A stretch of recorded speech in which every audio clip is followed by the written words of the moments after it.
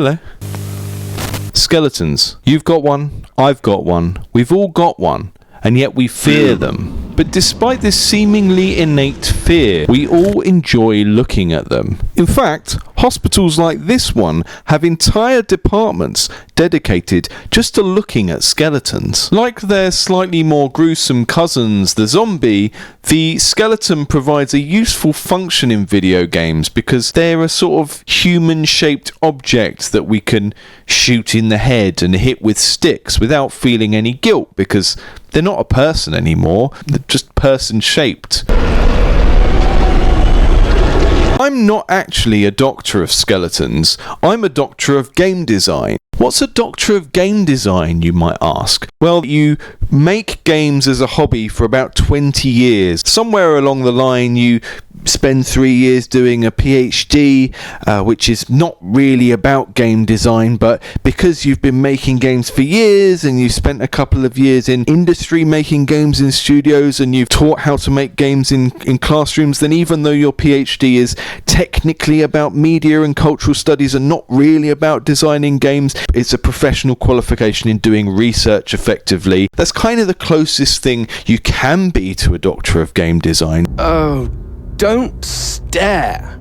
How would you look after eons in some ghastly crypt? And so I'm not a doctor of skeletons, I'm a doctor of game design. But today we are looking at skeletons and also game design, because as Halloween approaches, I have picked two special games from my inbox which both heavily feature our bony friends. That's right, this is the Indie Game Clinic Skeleton Special, where I'll be looking at not one but two games about skeletons. Does two games really constitute a thematic special? I don't know, but I only had two skeleton games in my inbox, so let's just roll with it.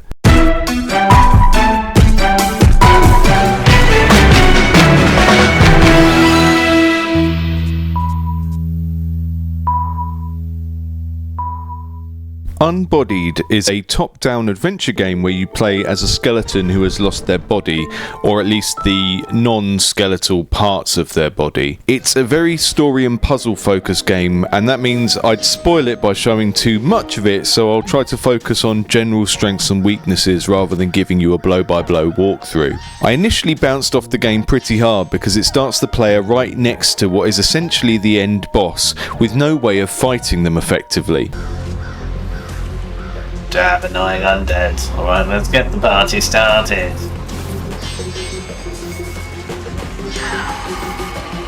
When I came back to the game later, I realised you could open the gate to the starting area by shooting a switch with your newly found magical orb power, and then you're in the game proper. The sound design for the attacks is really snappy and impactful despite being very kind of crunchy and lo-fi. The characters are of the simple old school JRPG variety. They generally only have one line to say at a time, and if they have a quest to give you, it's of the bring me my thing variety. But they are so full of character, and the game's childlike focus on helping these people find their stuff feels really cute when you pair it with the music and the visual style. The shooting in the game is strange and novel. The projectile does fly towards your mouse cursor as you'd expect, but then it continues to follow it and can be made to hover in place, which means you can sometimes force enemies to walk into it, which is quite fun. This is more of an environmental puzzle game than a shooter though, and most of the enemies you meet can't actually be permanently removed. Now, one thing I did notice is there are quite a lot of inconsistent visual rules in the art of this game. I'm not sure why some objects get harsh black outlines and others don't. It looks a bit inconsistent, and I'm personally quite allergic to when pixel art games have inconsistent pixel sizes, which happens quite a lot here, so you know, that's a little bit of a bugbear with the visual presentation of the game. As you explore more of the environment, you'll also accrue more heart containers, Zelda style, which make the perilous areas easier to navigate. Now, that's nothing new, but it really feels like the developer knows what those features are for and what they achieve in other games. The kind of gradual unlocking of more resources and access to different spaces. It all felt very well planned out in terms of the sequencing of the different challenges and puzzles which were in the game. Although speaking of puzzles, I was able to brute force a few of them. Like there was a sequence where you had to learn a bunch of different symbols and put them into a thing in a sequence, and I think I clicked like 4 of them and then just guessed the last one, which is not ideal. So there's not, you don't get a very long window to get away from one and till the next one comes. Now, there were quite a few places in the game where I just got stuck and couldn't progress, and the problem with these few instances was that I couldn't see a way that I was ever going to be able to progress as well. There were things like enemies guarding an area where you just couldn't go past them, and nothing in the game up to that point had indicated that I would ever be able to get like a improved weapon to completely knock them out, or that there was any other way around. So there were a few of these kind of stumbling blocks that if I'd hit them as a regular player, I think I would have bounced off the game a lot sooner. Overall, I think Unbodied shows you what you can do with a relatively small game scope. It did a very good job of one of the things I like to see, which is every time it introduced a new tool to the player, whether that was the wand or the ability to push blocks around the environment, there were then multiple ways that was used. So it didn't feel like the developer put loads of time into one feature and then only used it once. That was nice to see. Lots of funny little moments of interacting with these characters. Whether you like the kind of cuteness, the spooky cuteness, and the sense of humour of how the dialogue is written is really going to be a personal taste thing. But if you like the look of anything you've seen here, then I would say check it out, because it's a really charming little game, and I think it does a good job of doing what it's trying to do. Very difficult sort of game to really playtest, because once your playtesters get stuck and there's like some puzzle or some element like the things I got stuck on that require some lateral thinking, you can't necessarily nudge the playtester and give them too many clues, because that playtest is effectively spoiled, and all you've learned is that people don't know how to work out how to do that thing. So you can respond to that by getting the playtester unstuck, or you can respond to it by adding more hints or more clues in the game. And I think the more people this is playtested with, particularly if you can kind of playtest it and watch the playtests and kind of just silently note down where people get stuck, then you might be able to add some more contextual clues and hints into the game, because I think there may be some areas where those are needed. But I'm not going to go into them in too much detail now, because that will spoil the game for anyone else who wants to play it.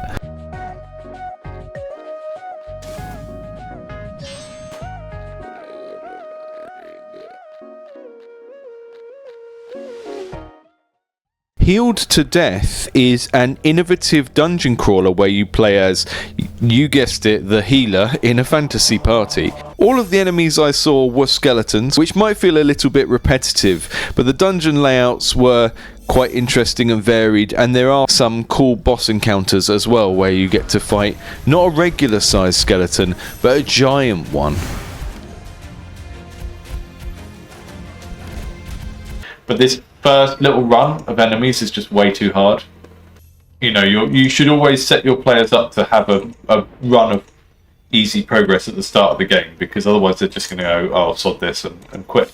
And when you've finished a dungeon, you can head to the town to spend gold on permanent upgrades. This provides a really on-theme way of having a kind of meta progression between levels, or something to build up and so on. And it just feels kind of like it makes sense with the theme of the game. Even if the inn is a little bit dead, not very happening in there, not very lively.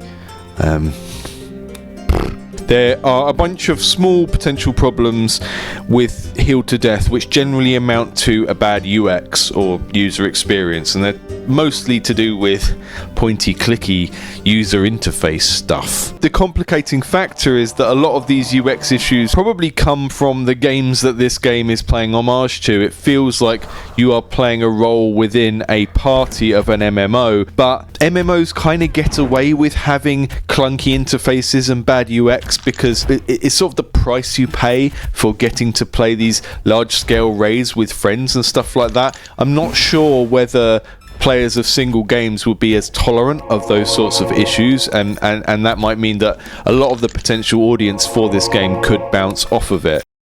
Something about a low poly skeleton that warms my heart. In Healed to Death, you generally click on a character to target it, and then you press the corresponding key or click on the relevant skill icon to trigger that skill at the target. I found when I was playing, I really wanted those skills to trigger a bit more like targeted skills in a MOBA or an RTS, where I click the skill and then I click the target. The ground highlight circle for the currently selected ally or enemy is really just not prominent enough to be the marker of the main thing that you're supposed to be focusing on at any given moment. And although clicking the skill and then clicking the target would be a bit more fiddly, there are relatively few situations where I need to focus on the same character and cast multiple spells at them. I feel like the conventional controls of an RPG or RTS where I click on the skill and then click on the target would just feel a lot more responsive, particularly if they were using much more conventional cooldowns, which would give a lot more immediacy to clicking and then seeing what happened because of your click. Because at the moment you click and then the ability charges and fires, so there are never really any situations where you click and then immediately feel like you did the thing, because you're always clicking, waiting, and then it goes off. It just doesn't feel very satisfying and it doesn't connect. I do really like the thematics of this game, like the overall concept of it. I think it's quite well presented. I think it's doing a good job of thinking about the role that a cleric often plays in parties in fantasy situations, which is kind of over and above just throwing healing spells at people. Even though the player is primarily role-playing as the healer, it still sort of made sense that that cleric type character is responsible for equipping the party and eventually micromanaging some of their attacks and their party formation as well. It makes sense with the cleric being the administrative or managerial part of the party, doing the clerical work, you could say. You know, there's lots of abilities thought of, there's a loot system, there's loads of stuff here, and I think the sort of criticisms I'd have of a game like this, it's hard to tell whether the core audience of the game would be bothered by the things that I'm bothered by. Now, when it comes to player abilities, it seems like there is a lot of variety here. However, a lot of the spells, at least right at the start, have confusingly similar iconography and effects, and that makes it really difficult to memorize the difference between them. Earlier on in the tutorial, we're hit quite quickly by undead which have elemental abilities like poison and fire. It seems like a missed opportunity that we don't have any spells which give allies buffs against these elements and statuses, so that we can then switch between casting heals and preventatives. I'm just choosing between different types of healing. Having more options between boosting the party's offense, casting protection and healing would make the game immediately more engaging and allow for more the player feels smart moments. I think I would have liked to get some other classic priest spells like haste and bless in a little bit earlier in the game to mix things up. And to be fair, we do unlock other abilities like haste spells and stuff like that after the first dungeon. I just think some players will bounce off the game before they get to that point, because not going to feel like they have much option because they're just healing all the way through the first tutorial dungeon. At the start of the game, your priest character is really just playing with the economy of hit points across a battlefield and not much else. It makes the game feel a little bit more like an idle incremental game, like a cookie clicker or a Roblox tycoon game, and I don't think that's what the audience wants or what the dev was going for. Are there any universal lessons here? I think Healed to Death is very strong at signalling what's going on in the game in its user interface, but less so within the diegesis of the game. Now, diegesis is a fancy media studies word for the fictional world we're looking at, and things in a film or a game or any kind of media can be diegetic or non-diegetic. Character dialogue and most sound effects are diegetic. They're happening, all of the other characters can perceive them, they are there in the world. A musical score that's layered over the top or a narrative voiceover are elements which are non-diegetic. How is this relevant to games? Well, all of the user interface is non-diegetic, and all of the stuff that's happening in the game world, like, you know, blood splatting everywhere or whatever your VFX are for characters hitting each other or getting hurt, those are the diegetic elements of the combat. The problem in Healed to Death is that all of the information we need to understand what's happening in the game is happening non-diegetically. There are a few little animations and stuff for the combat, but by and large it's mostly just bars going up and down and targeting circles, and there's not much in the way of the animation induced to make it really feel like the combat is doing anything exciting. One of my rules of thumb is if you have health bars and damage numbers and stuff like that, that's fine, that's great. But you should still always have every kind of feedback happening in the fictional world. Developers should try and communicate changes in the game state through the interface and through diegetic information at the same time. It's usually not enough to indicate that someone's hurt just by moving their HP bar up and down. We need to see things happen at the point of impact, sound effects, characters flinching, flashing, etc., whatever is appropriate for the style of your game. The more of those little contextual effects, the better. Heal to Death currently doesn't do quite enough when attacks and spells are happening to illustrate who is doing them and to whom. Without that feedback, it's often unclear of what's going on, and I end up trying to read the game entirely through the user interface because the characters don't provide me with enough information. If you think about it, in this age of streaming, this problem is even more of a problem because what I've just described makes the game less watchable by a third party. Sure, the player can muddle through by just zoning out, ignoring the 3D characters and the environment and their kind of weird unresponsiveness and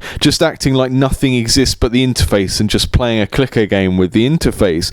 But onlookers really need to see those characters interacting in a meaningful way to actually understand what's supposed to be happening in the game. Quite a cool idea for a game.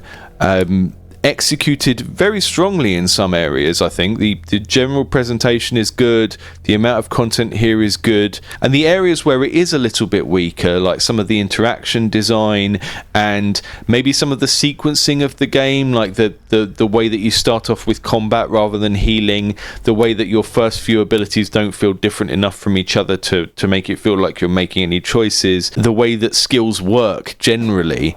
Some of those things don't feel like they will be massive changes to make big improvements, but you know, as is always the case, game design is an iterative process. You make something to the best of your ability, you test it with people, you change it, you test it again, you change it, you test it again, and someone like me can give you certain types of feedback that you might be able to action, but ultimately a game like this that's very crunchy, that has a lot of potential strategy in it and different ways to play and so on, it's going to take lots and lots of playtesting with different people, trying out different ideas and kind of, you know, ideally being in situations where you can watch people play and see how they interact with stuff rather than just showing it to people and seeing what feedback they give you willingly, because a lot of the feedback that you get from a good playtest is actually from watching people rather than asking them questions. A lot of people, when they get stuck with something or something feels a bit clunky, they might be able to tell you that, you know, it's clunky or I'm stuck, but they won't necessarily know what the exact problem is because they're kind of thinking with their hands in a particular way. So all you can really do is just keep iterating, keep playtesting. If there are any sorts of clubs near to you or any kind of small local conventions that you can take a game along to and kind of put it down in front of people and watch them play, those places are nearly always happy to have developers come to them, and if you sign up somewhere as an exhibitor, you usually get into the place for free, and that's like, hey, that's £30 ticket to a convention for the day for free.